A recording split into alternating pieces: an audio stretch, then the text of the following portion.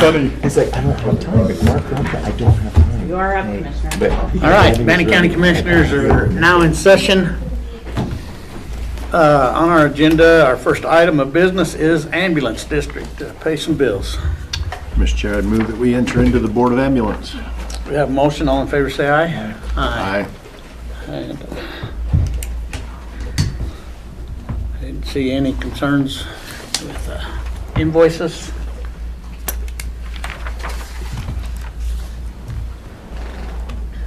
Mr. Chair, I'd move that we approve the invoices and exit the Board of Ambulance. We have a motion. All in favor, say aye. Aye.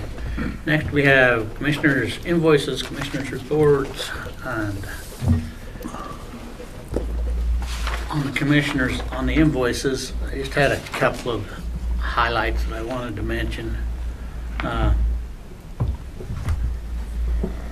Through Road and Bridge, and when we had our elected officials meeting the other day, I talked about purchases and stuff like that.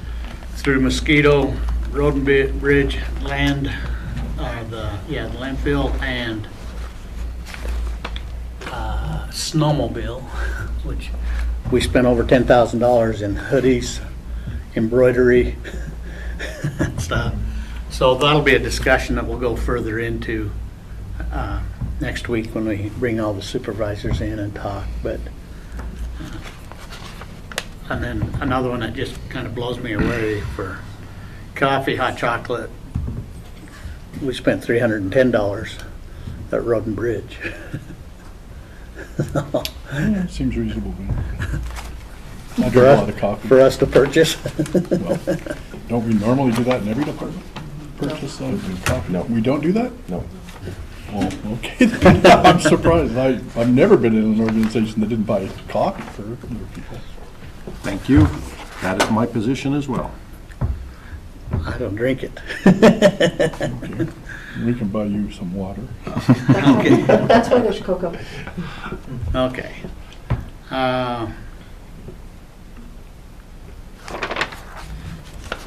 there was anything else.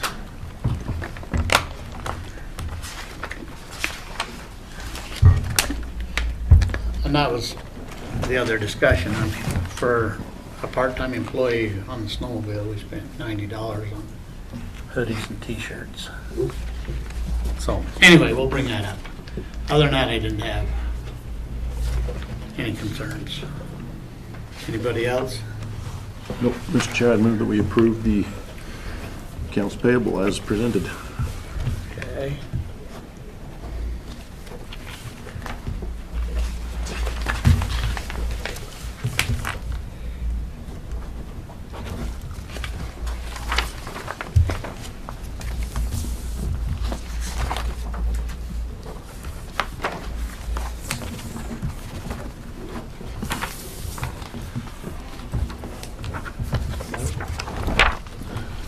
Oh, we have a motion. All in favor, say aye. Too busy signing. Aye. Thank you, Nancy. We're just going to town. All right, next on our agenda, we have salary rate approval forms. This is a promotion within that department. Is my note better? Did that help? Yep. Yeah, on the backside, just says what went on. So, thank you. All right. Motion on that one. Mr. Chair, move that we approve the salary rate approval forms. We have a motion, all in favor, say aye. Aye. Joanne, there you are, come on up. Got your work cut out for you today. Wow. Welcome. Thank you, thank you. It's good to be here. Okay, do you want me to Introduce yourself and say what you're here for. get the procedure? Okay, so I'm Joanne Martinez. I am the field director at Idaho State University for our social work program. And we are updating our affiliation agreement with Bannock County. We had an old agreement from 2018. And so just thought it's time to update it. So it's been reviewed by the civil department, is my understanding, or the civil attorneys. And it's my understanding that Brian Belknap has looked at that as well. So hopefully I've covered all the bases, and you all will be willing to approve the affiliation agreement for intern students to do some work over here with Bannock County. I know ISCU really appreciates the partnerships that we have with our community members, and our students in the social work department really get a great experience when they're here at Bannock County. In some places where they've been to juvenile justice, they have been to the Bannock County Public Defender's Office, they have juvenile probation, the village. This mostly where we've been so far, but love to maybe see if there's other places that interns could help out. So happy to explore that a little bit, and hoping to possibly have some interns maybe work out at the jail and help with some emotional regulation. So maybe I'll approach that with something, but this is where we're at with the affiliation agreement. Okay. All I've heard is good things, so thank you very much. Thank you. Any comments? No, I'm just curious, how was your stuff going on over at the village? I talked with Matt about it the other day, and he was very happy with the direction. So Oh, good. what's your take on? I think it's been going really well. I think we've had some interns over there since they've started the village. I think they've been able to help out with some screenings. We have bachelor level students, foundation level students, and advanced standing students. So this semester, for the first time, we're going to have some advanced standing students, which they can maybe do a little bit more emotional regulation and some brief family assistance for families while they're getting connected to an agency in town and in the community. So maybe just trying to help with that gap in services there. Good. But I think it's been going really well. We really do appreciate Matt Olson, Todd Mager. I mean, they're great to work with. I've had a few conversations with Tony Manu. He's great to work with as well. So really appreciate everybody. Good. Well, Mr. Chair, I would move that we John, approve. did you have a I question? had a question. Oh, sorry, I didn't see on that. So I read through the agreement, and I noticed that the facility is listed as this building, but your guys aren't working in this building at all, I think. No, and I think it's because Bannock County is the main entity where this is going to be signed, and then we will be working with the different departments to have interns. If that's sufficient. That's how we've done that in the past. So if that works with everybody. Yeah, the wording is a little funny that they call us facility, but it's the county. Yeah, I thought the wording was funny. Did Brian Trammell or the civil attorneys look at this and sign off on it? Yeah, I've had Alan review it. It's very similar to the memorandum we have with the CPI program. Most of the language, most of the clauses, it's very identical. Okay. Great question. Okay, motion. Mr. Chair, I move that we approve the affiliation agreement as presented. We have a motion. All in favor, say aye. Aye. Aye. Thank you. Thank you. Thank you. Nice to see everybody.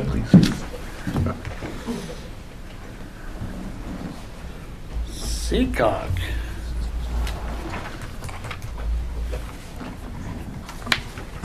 Do you need my slides? Pardon me? Do you need my slides? They're in the packet. Oh, perfect. I have some copies right here as well. Okay.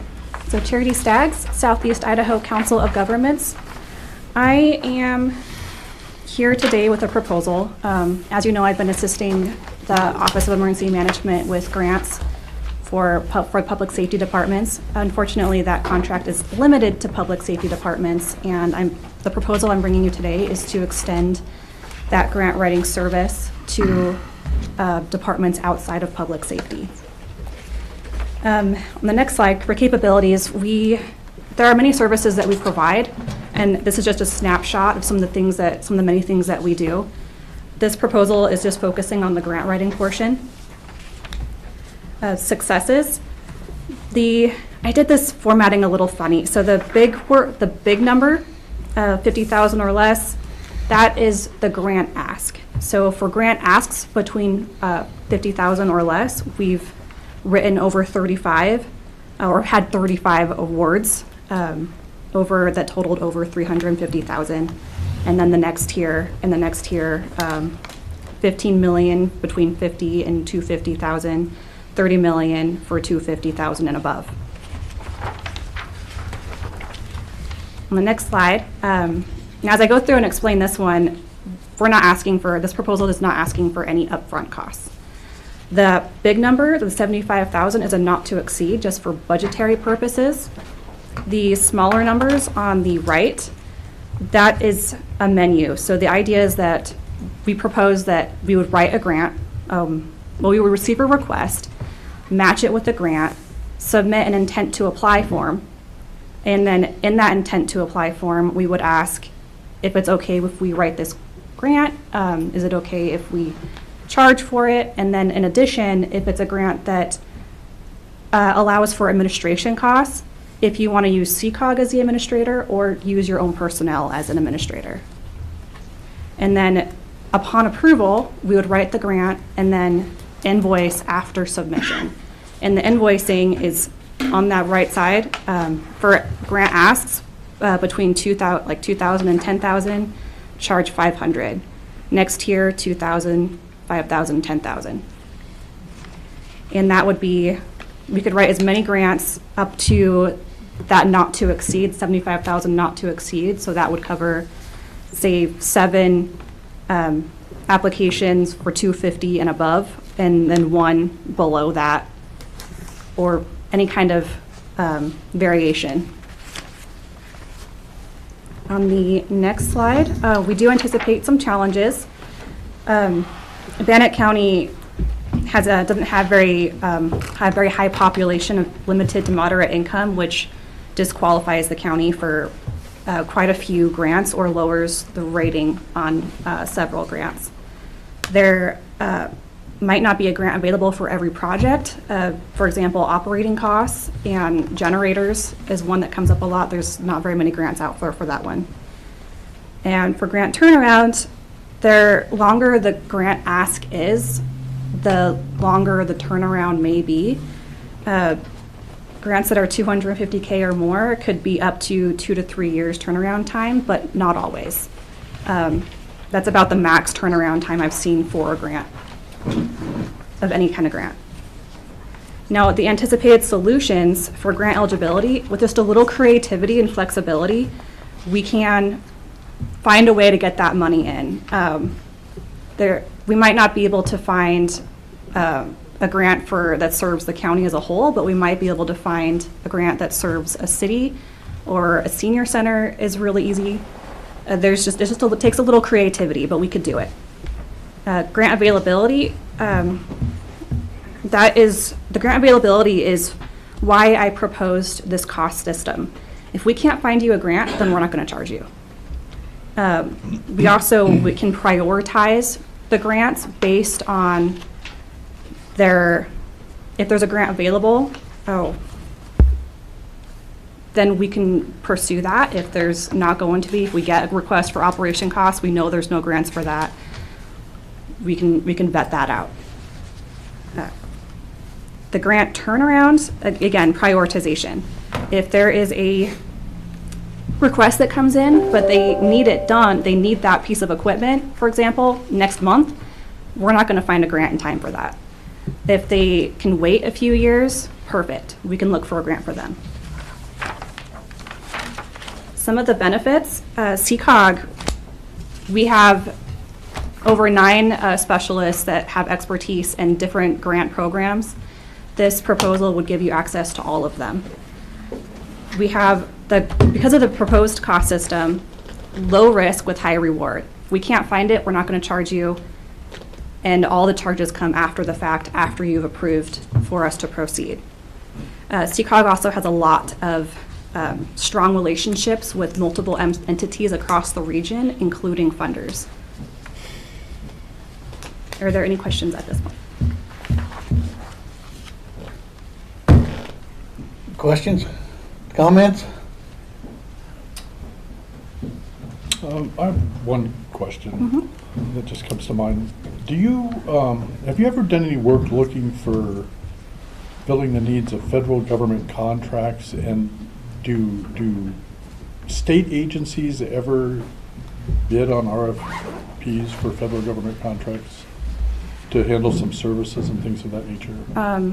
Asking about like let's say the federal government says, okay, well, here's some service we want to be able to provide in Idaho, and and we say, oh, we have a department that does that kind of work, so we could get the contract for that as a state agency. Do you ever do that type of research or work? Yeah, that has happened. It comes down, I believe HUD is one, and this is a expertise that my colleagues have, rather than me, but they have a relationship with a state funder that has come to us telling us that there's funding coming down for this. Do you have any projects? We said, absolutely. We've got a list right here. Okay. And we pass it up, yeah. If we go forward with this, how would you propose finding the grants that we would be interested in? That would be, we would have to have a discussion on your priorities. The prioritization that I was talking about before, we need to come up with a prioritization. We know which grant, like what requests have grants available, but we need to know what you would what you want to see, which requests you want to see fulfilled first, what your priorities are, and then we need to adjust our prioritization system to include your needs. Does that make sense? Yeah, Yeah. and we talked a little bit about this, but would you be willing to go meet with the various department heads to see what their Absolutely. needs are? And then bring us kind of like a compilation so we could then prioritize from there, or how would you Absolutely. envision that? Yeah, I would get with as many departments as I can. Mass emails, in-person meetings. I'd get the biggest list that I can, and then I could come to you. Okay, and then our grants team, how do you envision working with our grants team if we move forward with this? That would be the same thing. With the list, I think the grant team would be crucial to be involved in that list and the prioritization process. And then the intent to apply form, their grant team, there's a great system in place already. So the intent to apply, by using it, the grant team can identify, they know more than I do because they work within the county. So they can vet out, why are they asking for this? Let's not recommend it because we've already bought one, or let's not recommend it because for whatever reason that comes up that I just don't know about. Because when talking to departments directly, sometimes there's information that just doesn't get to me, but the grant team might already know about that. So that intent to apply form is that conversation starter for us to discuss the grant and the problems with it and why we should or should not move forward, and vetting it out again before it comes to commission. So we have a couple members of that grant team. Yeah. Come on up here. So I have a couple of things that, on the one hand, I know the appeal of this is, are we missing out on any monies? So I'll say that already Nancy is in regular contact, just like she's talking about meeting with all the department heads. Nancy's already in regular contact and is sending grants and grant proposals to all the department heads, and will this fit and will this work on a regular basis. And so maybe it seems like we're missing out on some that you're not seeing because you're not looped in on those, on every single one, but I tell you that you'd be inundated, your emails would be inundated with grant proposal ideas if you were looped in on every one. So give me a number. How many of those are you sending out, or what's? So currently, we have, I believe it's like 52 active grants, and included in that is there's an additional 10 mini grants that the sheriff's office has that are ongoing, and those are all ongoing and new grants that are current and happening and have recently been applied for and taken in. So I think it's, with all due respect, a little bit redundant. We already reach out to CCOG when there is something that we can't handle, or that's outside of our scope, or is going to take too much. I think that it's just a little bit redundant, and there's also no budget authority to pay for this year. It's not in the budget, which is fine. You know, we could probably figure out how to pay for it, but we have some. Well, that brings up my question. From what I just understood, the money to pay for it would basically come out of the grant. If there's administrative If there's- money. if There may there- not be. We have a lot of grants that Okay, don't have that's what administrative the money. question I Yeah. had. So Found deep for it. I'm not wholly objected to it, but I think that it's redundant in that these ladies already are doing everything that's being suggested, and they're on the payroll. And that's why I wanted you to come up. And that's why this is a work session, so that we talk about all these things and your feelings, your honest feelings or expressions. And we're not gonna hurt anybody's feelings by just being honest. So that's what I wanted. Just tell me how it is and how you feel. I know you've been involved with it for quite a while now, Nancy. And what's your thoughts? Is this a tool to help, or will it hinder, or does it have value? Not hinder, and can be helpful, yes. It just depends on, do we need her to go off and get equipment grants? Not necessarily. If there was something, the biggest problem is most grants want a program or a project that is above and beyond what we already do. We can't supplant, and so that, therefore, the current ones she does with the fuels reduction works great because the funding is there to hire an outside contractor, and she is managing that. We didn't have to hire somebody to do all of that. So if it was a project or something like that, it can be helpful. But as far as a lot of these, most of our departments already know about all of these. And as I find new ones, I do send them out. And so it's just a lack of response from departments sometimes, and that if they can't respond back or fill out that form, then they probably won't manage a grant good. So I think in certain circumstances it's helpful. So. Okay. Comments? I mean, justice grants is the one we work with all the time. Yeah, I feel the same. Most of the time it's just getting responses from the departments. And I don't know how that would work with an outside entity. Because sometimes it's hard to get the responses. Sometimes there's some of them that are just amazing, but some of them are, you have to keep on them a little bit more. But So Tuesday, we had a presentation for a grant with the coroner. Kind of run through he's talked to you because you was here on Tuesday. How did that get to you and through you guys? Kind of just tell me how it worked. So I came across that one when it was a referral from Wes. Hey, our coroner has a request for a grant, can you help? And I actually pursued it last year, but by the time I found out about it, there wasn't enough time to go through the whole process and write the grant and there was only about 3 days. So I just held on to it until next year, like let's plan for it next year. The program was reoccurring every year since 2017. And that case, and he really wanted to be involved, which is a really good sign, which is why we requested to discuss on Tuesday the intent to apply form, get him in here to talk to you. Then through the intent to apply form, all the information that I had passed to the grant team. They had some clarifying questions, sent it back to me, answered them. Is that everything? Basically, our first knowledge of the grant was when we got the intent to apply form, and then we had a requested actual copy of the grant. Nancy had already known about the grant. It just hadn't opened, so we hadn't pursued it with Tori, but we got the form and we reviewed it, got the additional information we needed, and then ran through the normal process. So let me ask you this. Have you seen this list? Would you share this with Charity?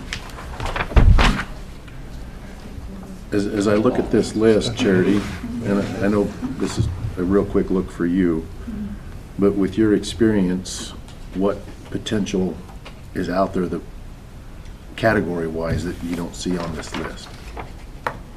Like I don't see any road or bridge There is. grants. Which one's that? The leading Idaho local bridge grant. And all of our road and bridge grants that go through, most of those go through LTAC. Correct. And because Kyle goes to an annual conference with them, he knows those before anybody does usually, And not because of current, those. Because we haven't been granted. It's at the Yeah. very bottom, but I Yeah. don't have an amount on it because we haven't Yeah. completed it yet. Oh, there it is, local. But a lot of the road grants also go through engineers, and the engineers reach out to Kyle on those. Right, because they see a project and go, Yeah. yeah. Yeah, and to Jason's point where it seems redundant, I'm just saying, is there categories that we're missing Mhm. that maybe you could help us with that, for whatever reason? That we don't know about. Correct. Yeah. Yeah. And one thing that we could do is, after the grant team's gone through everything, and they've got a list of requests that they're not sure what to do with, or don't have any grants for, they could absolutely send us our way, and we could give it a shot. And we're not gonna charge until we find something that's matching. Well, I'm all for grants.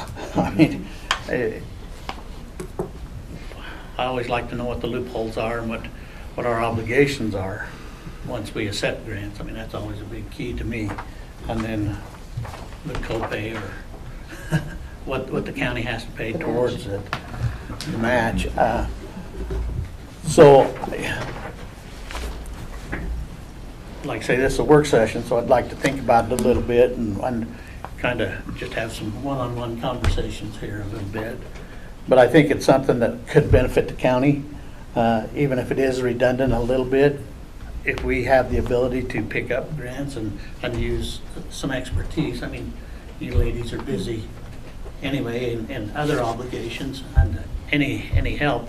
And that's why I go back to this one that we had on Tuesday with Tori. I mean, that's the first time I'd heard about it. Some of you knew more about it and stuff, but there was some blank pages and that. We've changed that process. We're going to start submitting the application to the board instead of having the department do it. That way we can make sure you have the full document. Okay. And that's just some of the things that I think that this is just another step in how do we use it to help and to better ourselves a little bit. Not criticizing anybody in any work that's been done, but just if it can benefit us in any way. And like I say, if you look at grants and we can't find anything, we're not paying anything. So it kind of comes to me that we're going to benefit by getting a grant basically before we're paying outside sources to, or have the opportunity for a grant. Just kind of the way I look at it. Anybody else? Well, our guys said that they don't see that this would hinder us in any way. I mean, these guys have a pretty big staff, and this is all they do. And so their expertise is this. It's not a part-time job. They're, like you said, it doesn't seem like there's any cost to us unless we decide to pursue something. So I don't know why we would not, at this point, I can't see any reason not to have them be integrated as well as we can into our processes and give us that extra assistance. Okay. I'm with John, to me, it's a low risk investment in something, at least to have another set of eyes on something that we may or may not be missing. So if we could look at a contract or an agreement on a Tuesday. And then identify funds, potential funds. Okay. So we'll look into it a little more and move forward a little more and an agreement between SECOG and us that Brian reviews. So that's the way I feel. Move forward. Take a look. All right. Beautiful. Thank you. Did you have something else? It's fine. Nope.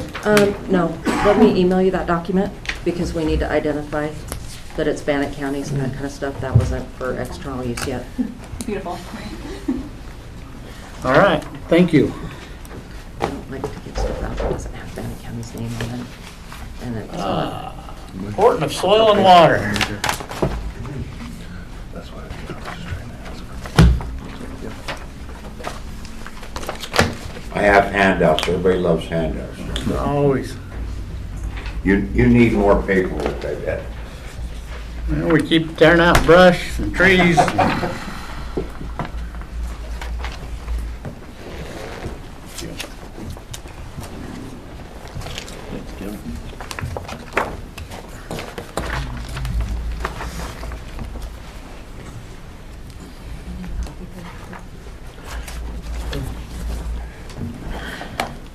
My name is Kevin Coster. I currently serve as chairman of the Portland Soil and Water Conservation District. This district encompasses all the boundaries of Bannock County. We're very fortunate to work within this county and have this county work with us. The purpose of my meeting here today is twofold: to give you an annual report, an update of our projects that we are working on beginning last year, and of course the request for funding for the ongoing year. I would call your attention to the first page of the newsletter. This gives you a brief overview of projects we worked on this last year. One of the projects we're really hoping will take off is the Kochia Forge project. This is a variety of kochia called Snowcrest that we're hoping to plant in the areas where fuels mitigation and fuels reduction areas are, and it's a twofold project. It sounds crazy, but you actually plant it in the snow. You don't put it in the ground, you plant it in the snow melt will take it into the soil. It's a highly efficient and superior grazing and forage for livestock as well as wild game, and it will not burn. So it serves as a natural fire break. They've been doing this in Nevada and Arizona for quite a number of years, and it's been very successful. I have some friends who have large cattle operations in Nevada, and they said in the spring of the year that's the first place their cattle go, is to this kochia. So how do you spread the seeds if you do it during the winter? Last year, Scott Henderson, who is going to be here today, but he's in the middle of calving, he rode on the back of his son's snow machine with a grass seeder with a hand and sat backwards. And the conditions being what they were last year, there was so much snow they couldn't get to it. He started out riding a saddle horse up through the area, and then when the snow hit, as we all know, it hit. But it was a 10-acre project as a demonstration project, and actually we did see new seedlings this spring and summer. It's the seed. As an ag man, we've been fighting kochia for years, but this particular variety you can take out with 2,4-D product. The seed, the harvest actually takes place in southern Utah, and you have to plant the seed within 6 weeks of harvest or it loses germination. So it's a pretty steep learning curve, but we really think it's going to have some real significant value in these areas that have been burned. It will compete with the June grass and downy brome in taking over those areas, and it, like I say, it doesn't burn. It's a natural fire break. Some other things we worked on is we finished the 9-mile fuels reduction program. We had the Living on the Land workshop again. We helped with the zoo and endangered species, worked in Pocatello Environmental Fair, and a couple of big conservation projects we had were on the Big Onion and Cone Creek. And one of the things on the Big Onion, there's 2 areas they're working on. One's called Dead Horse and one's called Muddy Springs. I would love to get those names changed, but that's where they locate, and that's the name of the area. But that's just a brief overview. These are very expensive projects. The Big Onion project and the Hawkins Pipeline project will be a multiple-year project. The dream for the Hawkins irrigation project is to save enough water and actually try to find the funding to take the excess water from Hawkins Reservoir and put it back into Wiregrass. Wiregrass, even last year, didn't get a lot of flow in the Wiregrass Reservoir. And that used to be a real good fishery for young children because it's easy access and fish off the bank. So, And I forget, does any of the water in either of those two locations, is that used for agricultural purposes at all? yes, there are, I believe, five water users that irrigate out of Hawkins Reservoir. It's currently Hawkins Creek is open, and there's a significant amount of contamination. And one of the other things that happens with when the creek gets low is the temperature gets high, which tends to breed algae and those types of things. By putting in a pipe, you solve that issue, and the engineering specs will show a significant water savings just due to evaporation and seepage. And there are some concerns with the water users. They would like to raise Hawkins Reservoir, but we think this project long-term will be a less expensive project than raising the reservoir. And the raising the reservoir, that's for agricultural purposes is why Correct. they want to do that. And that's kind of in response to a couple of years ago when Twin Falls took all the water out of Marsh Creek and they had to rent water from places. Is that correct? That's correct. And that's one of the things we're hoping to avoid. We're also a co-sponsor of a huge project involving the Marsh Valley Downey Canal, Portland's Marsh Valley Canal. And if that, right now it's under study with NRCS, what they call a PIFR. And the first portion of that study was completed and approved. Now they're looking at the engineering and the costs.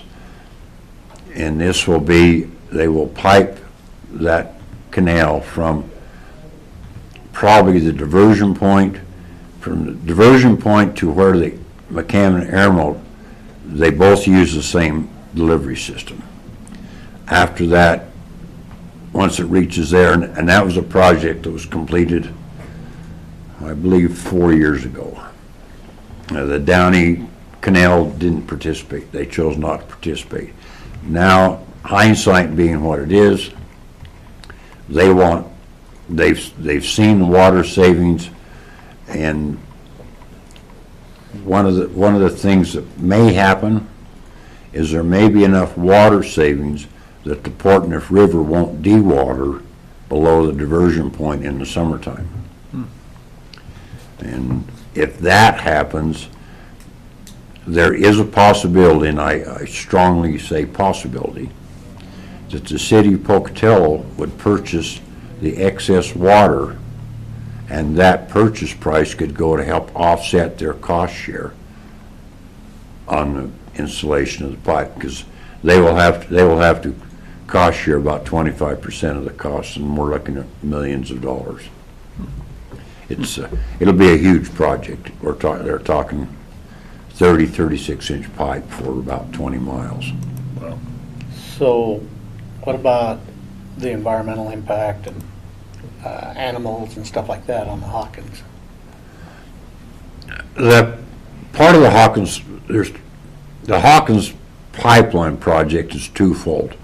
It will primarily serve as irrigation. Any livestock watering, instead of the livestock watering directly out of Hawkins Creek, there will be off-site watering stations that will be installed, and that will remove the cattle from direct damage to the creek. The same thing that's happening on the Big Onion. We like to think, we funded some 319 projects on the Marsh Creek several years ago using off-site watering. And farmers are the best look over the fence people in the world.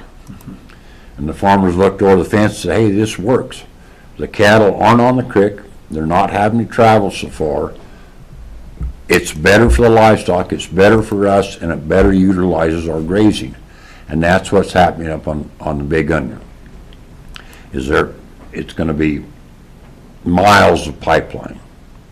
And the landowners themselves are going to do the installation, and that will offset their cost share.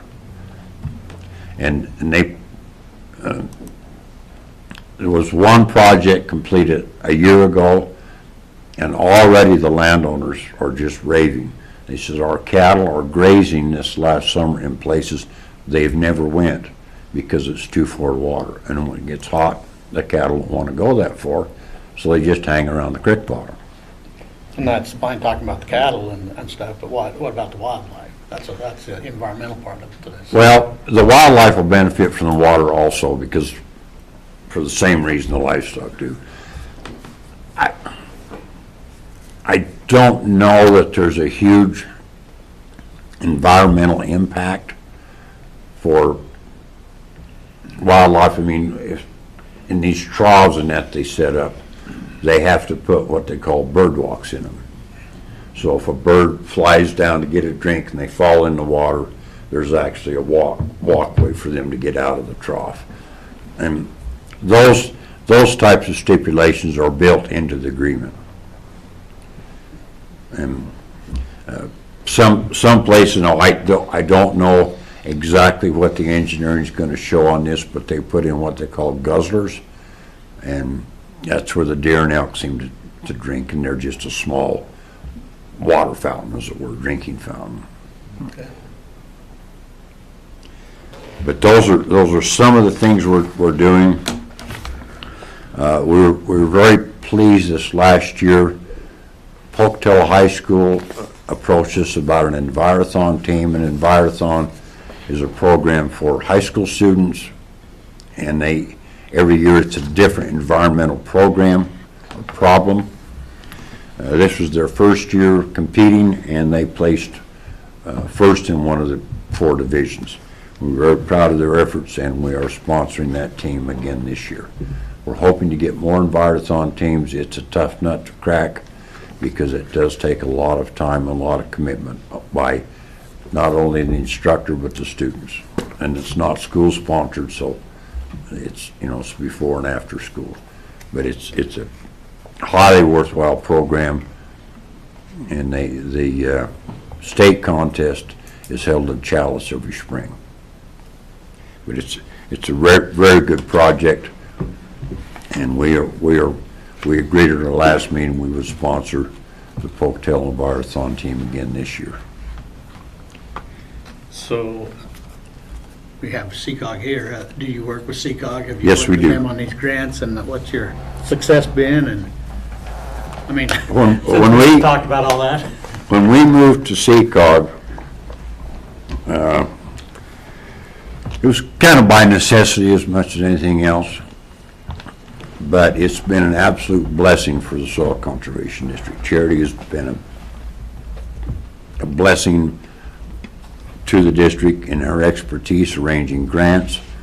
We have a contract with CCOG for her services. We don't have to do any payroll.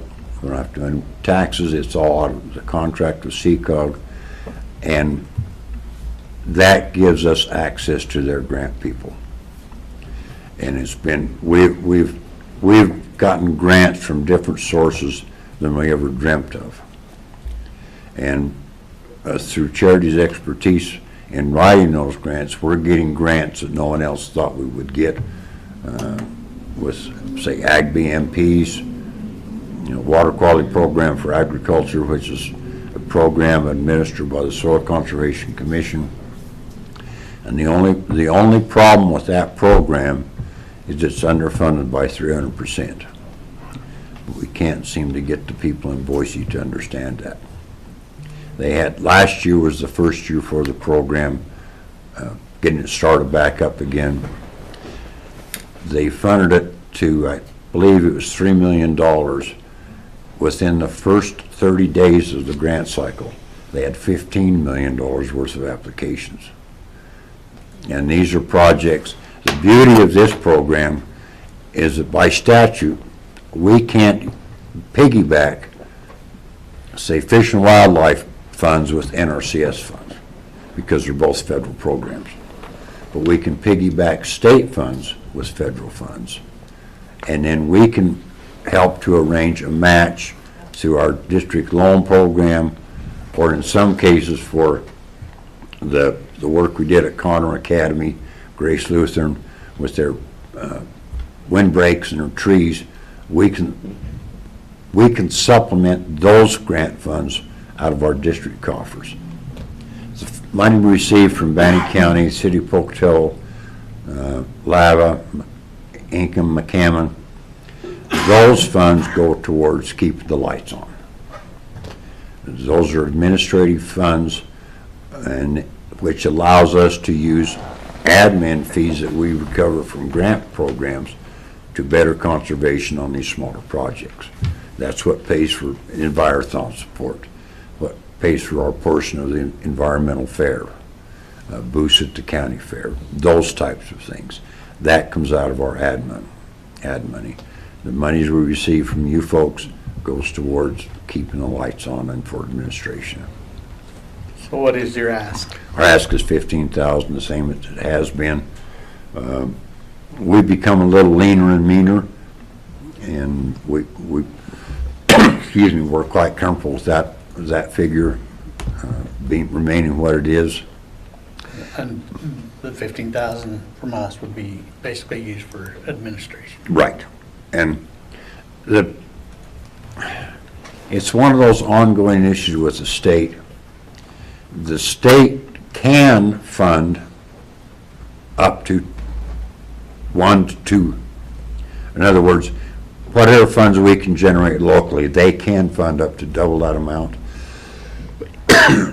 For several years, it was about 1.7. Last year's 1.3. And what's happened is,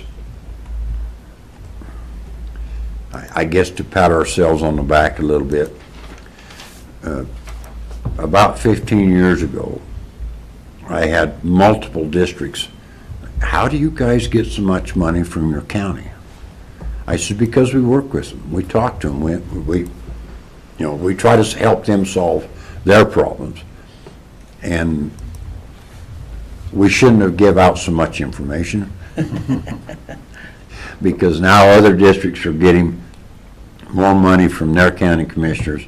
And what's happened is that pool of money, the state hasn't raised their match. So instead of getting 1.75% of what we could get last year's 1.3.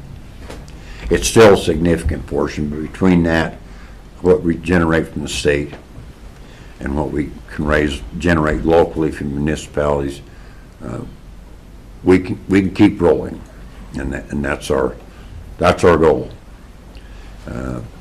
We think, You said that Pocatello, Ingham, Lava, what other communities? Downey Downey. and McCammon. McCammon, so.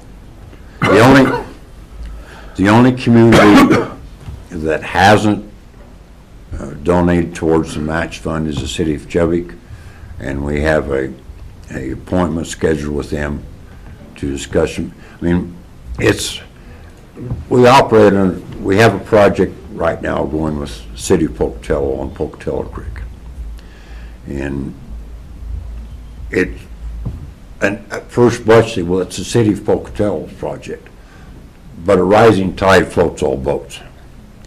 And if we can make Pocatello Creek less prone to flooding and washing roads out, that benefits everybody. And that's our goal. And whether it's a project from Bannock County, we would certainly urge you, if there's a conservation project, something dealing with water quality issues, let us know about it. It may not be anything we can help with, but the phone call doesn't cost anything. And years and years ago, we had a letter from Pastor Road and Bridge Supervisor Bill Aller documenting how many thousands of dollars we'd saved Bannock County that spring in just mud and silt removal from the bar pits due to conservation programs on the land. And this letter was probably 25 years ago, and at that time it was $175,000. Now, I don't know what that number would be now, but each one of those projects helps everybody. Whether it's off-site watering on the Big Onion, piping an irrigation project out of Hawkins, piping the Downey Canal, the Lava Trails project we did in the city of Lava. They all benefit the entire county, in my estimation. Questions? Comments? Good. Okay. Well, we have budgeted this year for 15,000. I went and talked to Christie yesterday and stuff. Concerns? No. No. Well, motion to spend that money? Yep, Mr. Chair, I'd move that we approve the request of $15,000 for Fort Neuf Soil and Water Conservation District. You furrowed your brow. Will you invoice us? Yes, we will. Once we receive an invoice. Do you want it now, or do you want us to mail it to you? Charity help. All Okay, right, we have a motion. All in favor, say aye. Aye. All right. thank you, appreciate your support.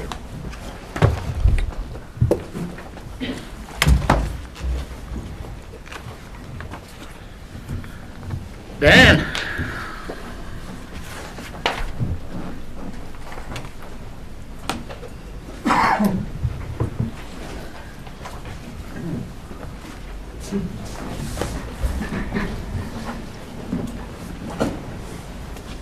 Good morning, Dan Kendall, Facilities Director.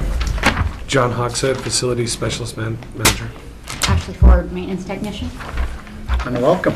Thank you. Nice to meet you. Wanted to bring John in to introduce him to everybody. He's comes with an extensive background of new construction and ISU maintenance, and we were lucky enough to lure him over, join the team. Super happy to have him. Have to thank Ryan and Josh for all the help they give us with the new software. We get it's a hard decision to pick an employee nowadays. A lot more applicants, so happy about that. Good, good. Yeah. How was your morning? A little rough, but fortunately, we've been told we had our first slip and fall over at the juvenile center. Had some thick ice this morning. That was a battle. Every day is a different battle, but today was bad. And working with the safety committee and Ryan about what we can do to protect people and maybe the shoes that they wear and things like that. But it sounded like it was a member of the public that fell down. Hopefully they're okay. Went through a lot of ice melt this morning. But some of the battles we have, the things break and we've got to fix them on the fly and get back out there and try to get done by 7 or 8 in the morning when everyone shows up. It's a rough go. Every day is a different battle, whether it be the plow on the truck or the four-wheeler. So, yeah, you have that powered wheelbarrow, but you're hand throwing a lot. Do you have a spreader on the back of one of your vehicles, or? That's one of the things we're thinking about purchasing, maybe talking about maybe a fuel tank in a truck, so we're safer to fill the four-wheeler and the snowblower and that kind of thing with fuel, so we're not getting fuel all over ourselves and then going down and working on the boiler, that kind of thing. So little safety things, but yeah, spreader. We've been working with Kyle trying to come up with a plan of whether it be a spreader on a truck or a spreader on a four-wheeler. Definitely. Both? Yeah. You just do both? Yeah. I mean, just mornings like this, Yeah. and that's one person goes down. I mean, you paid for the spreader. They're not that expensive. Definitely need to get more proactive and get away from that's how we've always done it kind of mentality and come up with some new, more efficient ways of keeping people safe. Parking lot should be always in the back of our minds too, as we're working on budgets. That parking lot's so lumpy that you can't plow it. It's potholes everywhere and has kind of a hollow feel to it. I don't know whether it's coming loose or something, but it's definitely at the end of its life and something we should think about. Pretty much impossible to plow that thing and do a good job. Surprising too, you don't realize everywhere the public comes from, there's a ramp. Whether you're coming from, every parking lot has a ramp. Yeah. You don't notice it until you're dealing with the ice. But it's not safe out there. It's rough. Today was bad. But if you wasn't dealing with ice now, you'd be dealing with water puddles. Yeah. If it was the other way around and we was low in our parking lots. Definitely job security is always something. It's rough. But these guys are doing a great job. You know, they're watching their phones. We have the camera. So they're up at 3 or 4 in the morning checking that, and we're here early. And I think Jeff still wakes up at that time. I think it I gets. saw him in a meeting last week. I think it gets in your blood. You can't help yourself. I will not be doing it if I'm not doing this job anymore. It's Not your 3 o'clock favorite. alarm for me.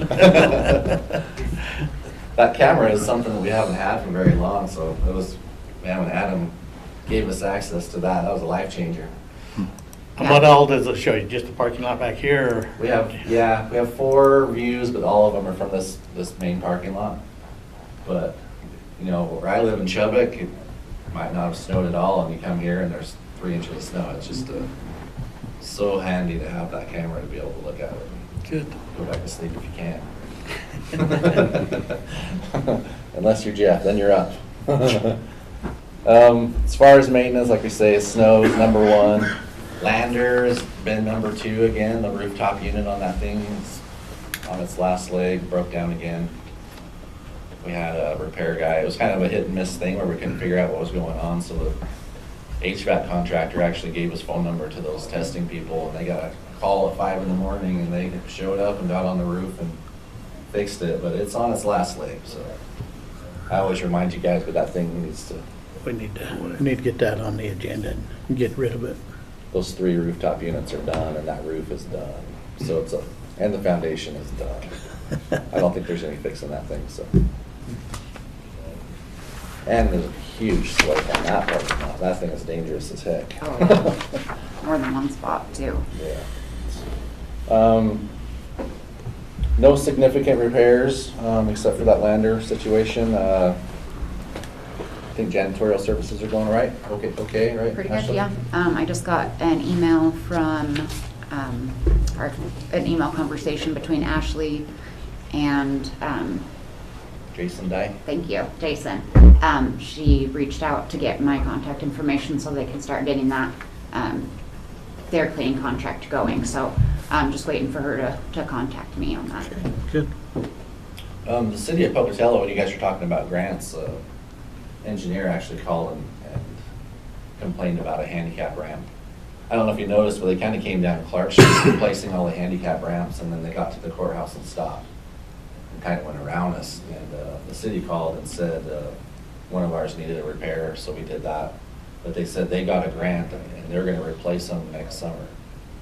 And there was multiple of them, so we'll have to work with them and make sure what they do ties into what we want to do with 6th Street and the addition. But they said that if we go ahead and patch that one up, they'd go ahead and take care of the work on the grant and get those replaced for us.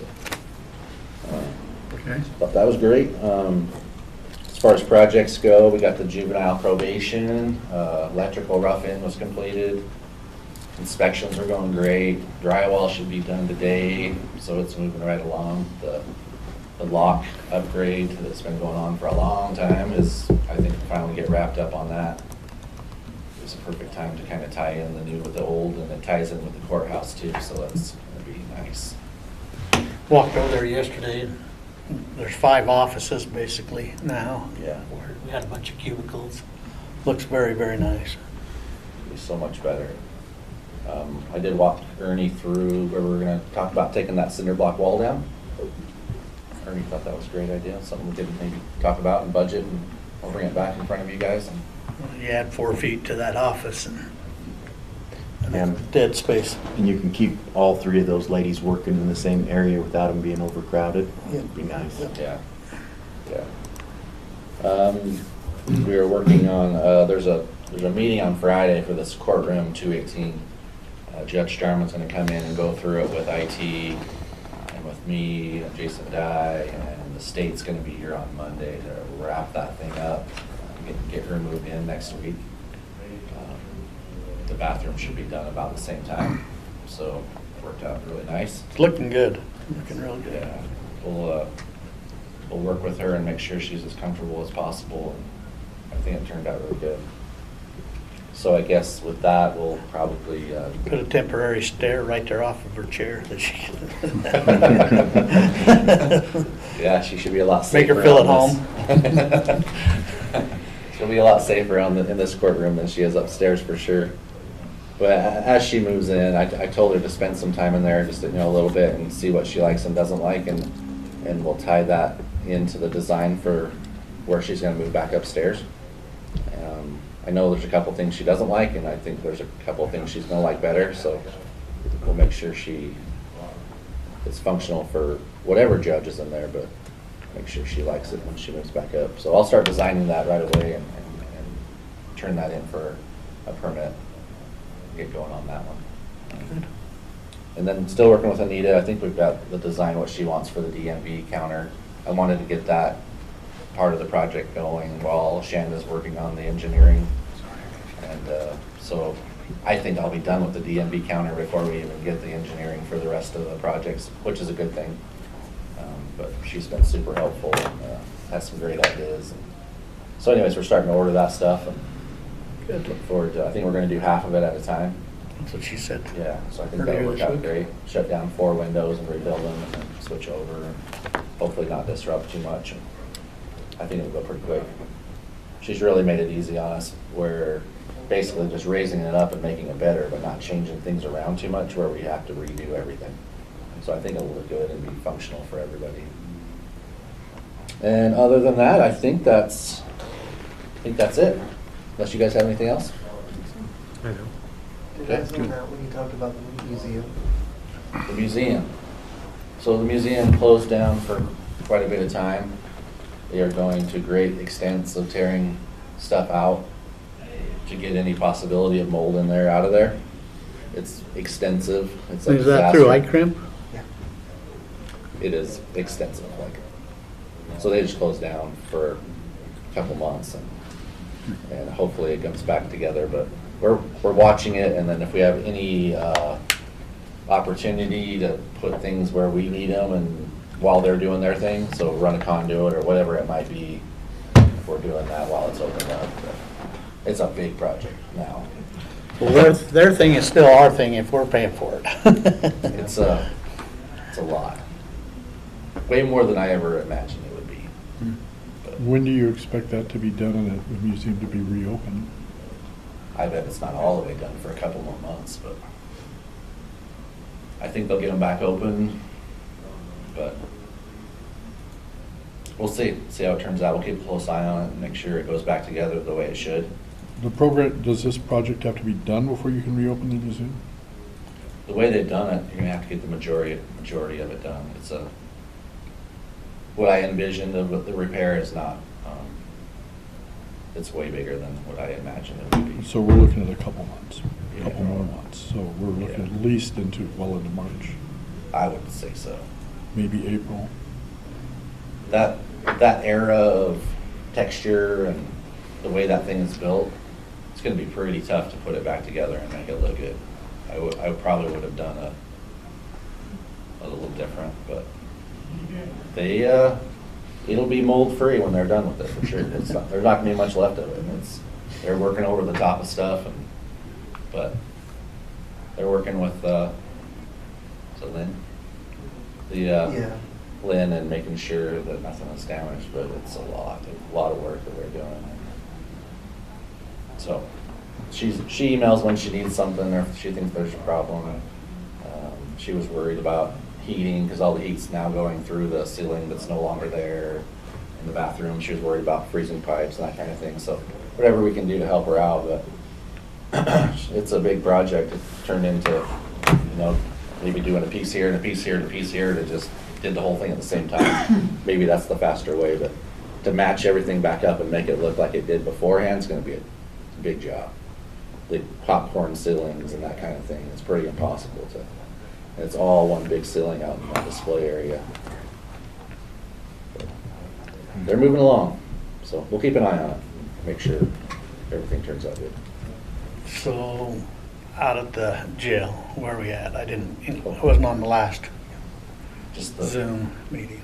they had one, just dealing with Levi directly, there was probably an additional charge we're gonna have to figure out. Is we were hoping to drain all the chemical out of that loop, replace some valves, and then put that chemical back in the loop. Turns out you can't do that. Once it's exposed, you can't use it Can't anymore. reuse the chemical. Yeah, so it's like $8,000 worth of chemical we were trying to save. But still glad to have the valves that we're gonna put in there so we don't have this problem. But just the last of it. And they figured they'd be done by February still? That's the hope. Okay. Seems like we keep pushing it back, like a month every time I Yeah. talk to them. I We're think getting it's, an update on Tuesday. yeah, meeting again to see what's happening. It's really the finer, smaller details that we're down to. So glad to have everything up and running and whatnot, but there are just a couple of little things. And of course, that kind of stuff is not something you can grab off the shelf. So every time we find something, it's a 30-day wait to get the part. So struggling to the finish line, but we're almost there. Everything seems to be working pretty well. And I'm just curious what our obligations will be compared to, $8,100 so far.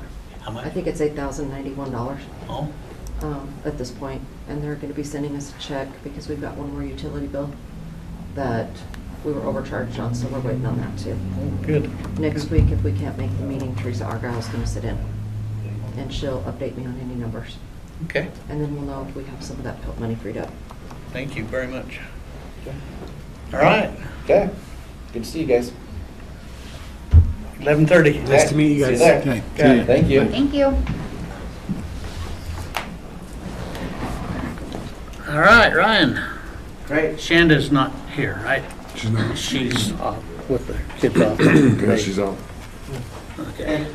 And Wes is here. Wes, would you like to come up?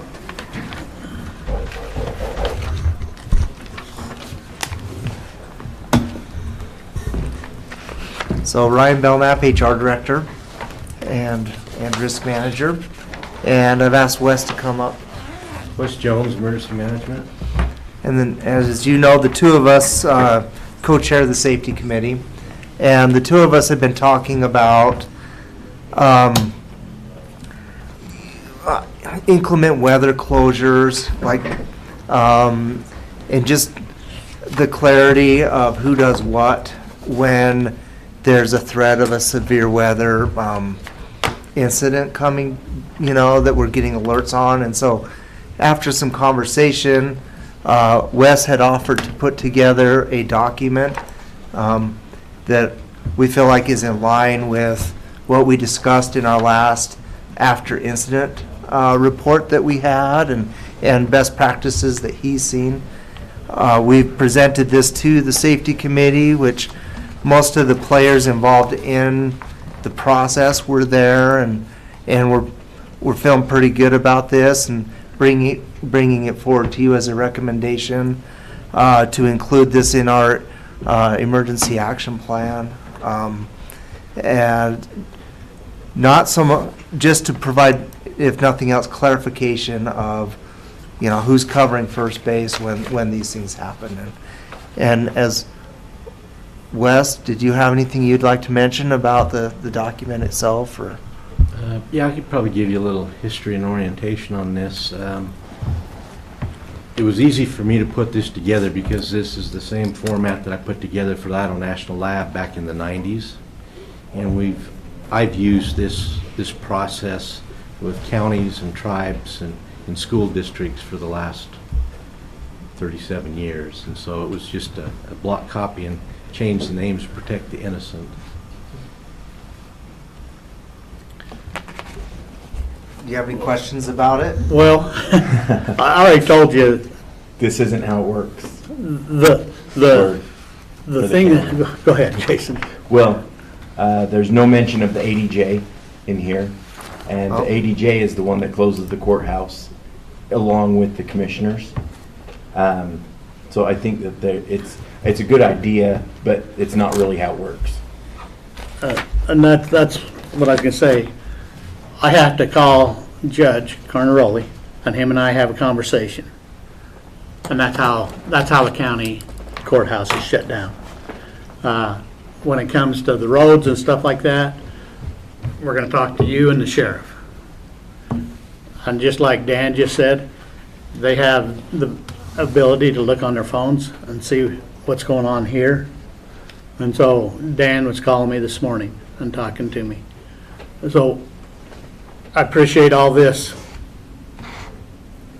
conference call and all that. I mean, that's a lot of people to try to get involved in something that is as simple as Wes and I talking and Sheriff and Carnaroli to see if it's county roads or if it's a courthouse or if it's all county employees. And the thing about telling Dan that he has to be out here at 5 o'clock in the morning and stuff like that, he's looking. I mean, just like say Jeff, 3 o'clock in the morning, Jeff was up all the time looking, see what the weather forecast is, look at the cameras and stuff. So I don't think that we need a format, a policy that we're not going to follow. That's, you guys, anything? Thoughts? I mean, I don't want our employees looking at this and saying, well, Dan wasn't here, or they got to call me by this time, or whatever. I mean, when we shut down last year, we shut down at 2 o'clock in the afternoon. Right. That's when and the next day, I mean, we made a decision not to come in the next day, and everybody had a free day. I appreciate, concerns and stuff, but it's just the way that I feel Sure. it Well, should work. And would it be worthwhile to have some discussion with you about modifying this to make it represent how it does work, so we can, again, have some clarity? Because maybe not with us for, 5 years from now or whatever, and we want to have some consistency and continuity and to pass along. Well, like I told you the other day, I don't think it's worthwhile, honestly. Well, I'm going to side with Wes and Ryan a little bit on this. If we have a loose outline to provide us with some direction, again, for the next guys in the chair, whoever that may be, to say, here's what has worked in the past, and here's kind of the general outline of what we should include the judge. Yeah. We should do this. We have to include the judge. Yeah, so you put that that was an language in there, we oversight. have to include the judge. Just some basic things like that to provide us a shell to operate in, because if you don't train or plan for these things, then things can go south and we can do things wrong. So I would think it would be worthwhile just to have a 10-minute conversation to say, here's the things that have to be done. Yep. Put that in there and we go. Yep. And that's why we put it forward too, also in a work session, so we can get feedback to modify as needed. Because oversight on the judge thing. Yeah. I would think it's honestly as simple as taking exactly what Ernie said and typing it out. Yeah. And I have the commission chair has this conversation, and this conversation with these people. And that's it. It's like 4 sentences. Right. Right. And that's why we have Wes. I mean, he's the expert that will talk with, and the sheriff and Dan and the judge. I mean, I appreciate the safety committee and all that they do and stuff, but. And Judge Carnaroli also has Supreme Court approval as well, so. And that's that was the thing last year. last week when I received, I don't know how many phone calls, and Mayor Bladd, he called me twice that I didn't answer, didn't know who it was. Then I went out and plowed snow myself and come back in and talked to him but like I say, in the long run, Yeah. if I talk to Wes and I talk to Tony, Tony's gonna tell us if we're shutting down certain roads and areas, Right. you know? But then we have to talk about who are the essential workers. Right. I mean, the jail's gotta come in. Yeah. Sheriff's office is gonna be there, road and bridge is gonna be there. Is the landfill essential? You know, there's, you can go all different avenues Right. you wanna go. And we don't need to get super detailed But- in a procedure like this, But if I talk with these Yeah. certain individuals, we'll decide whether we shut down the whole thing, one thing, or another thing. And Right. And part of the first page of this was in recognition that, okay, the folks running the snow plows early in the morning, they're gonna have a certain perspective and see, you know, impassable roads or whatever issues they're gonna be dealing with during the day. And then Tony's gonna have their perspective. And that was part of the idea. And then Dan with dealing with the parking lot, putting all those perspectives together that are dealing with it, boots on the ground, and then kind of funneling it through, you know, Wes to get that information to you so you can make a decision based on good information. well, and I like to talk to people. I mean, like I said, I talked to Dan this morning. It's good for me to talk to Wes, it's good for me to talk to Tony. It's good to have that conversation. And, because I'm answering to everybody else also. Right. So, Yeah. The good thing about this is what we put together as a guide. It's not policy, it's not procedure, it's an awareness and a perspective. So the things that need, like when Jason says ADJ, that acronym means nothing to me, nor would it mean anything to most participants on the safety committee. So that's why it's important to get that information on the things that we're putting together so they can put it together in the way that's intended. And so when you guys want just a simple 4 or 5 statement process, that's easy to do. But from the safety committee perspective, we don't know that because we don't get your direct input until we get to here. So we can modify. And- yeah. Cut it down, and we can talk about it. Okay. Okay, sounds good. Thank you for the feedback. Anything else?